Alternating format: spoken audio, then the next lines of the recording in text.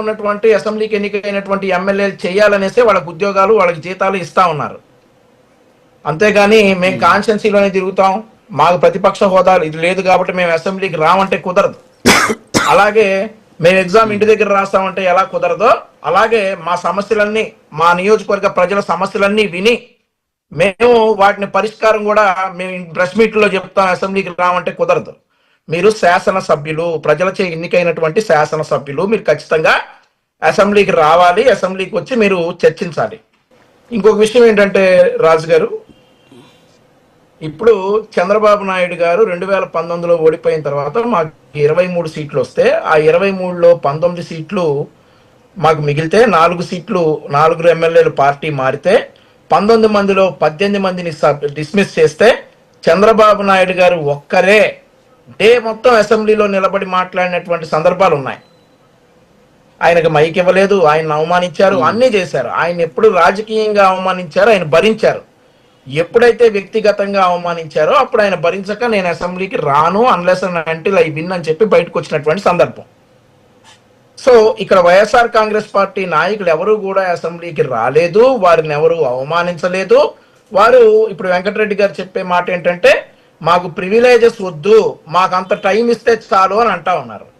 మీకు ప్రతిపక్ష హోదా అనేది మేము డే 1 చెప్తా ఉన్నాం, ఇప్పుడు చెప్తా ఉన్నాం, ప్రజలు ఇవ్వాలి. ప్రజలు ఇచ్చిన తర్వాత మేమెవరం కాదు అడ్డుకోవడానికి, మేమెవరమే అడ్డుకోవడానికి కాదు. ప్రజలు ఇస్తే మేమెవరం అడ్డుకోవడానికి కాదు. అక్కడ ప్రజలు ఇవ్వలేదు. అయినా కూడా జగన్మోహన్ రెడ్డి గారి ప్రమాణ స్వీకారం గురించి కూడా వెంకటరెడ్డి గారు మాట్లాడారు.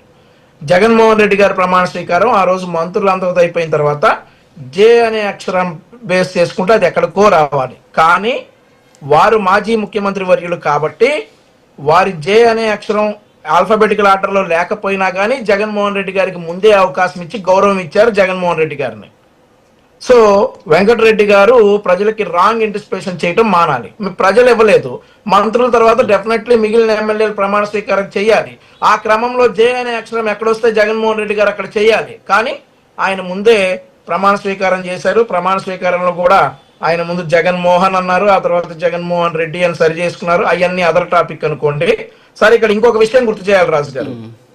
ఏంటంటే ముఖ్యమంత్రిగా వైఎస్ రాజశేఖర రెడ్డి గారు ఉన్నప్పుడు, కేఆర్ సురేష్ రెడ్డి గారు స్పీకర్ గా ఉన్నప్పుడు కరణం బలరాం గారు అసెంబ్లీ బయట జరిగినటువంటి ఒక సభలో స్పీకర్ గారిని ఉద్దేశించి he's behaving like a dictator, మాకు అవకాశం ఇవ్వట్లేదు, డిక్టేటర్ లాగా బిహేవ్ చేస్తా ఉన్నారు స్పీకర్ సురేష్ రెడ్డి గారు అన్నందుకు కేఆర్ సురేష్ రెడ్డి గారు ప్రివిలేజ్ కమిటీకి ఈ వేదికను పంపించి కరణం బలరాం గారిని 6 నెలల పాటు సస్పెండ్ చేయించినటువంటి సందర్భం ఉంది 2007లో, ఎక్కడో అసెంబ్లీ బయట జరిగినటువంటి అంశాల మీద.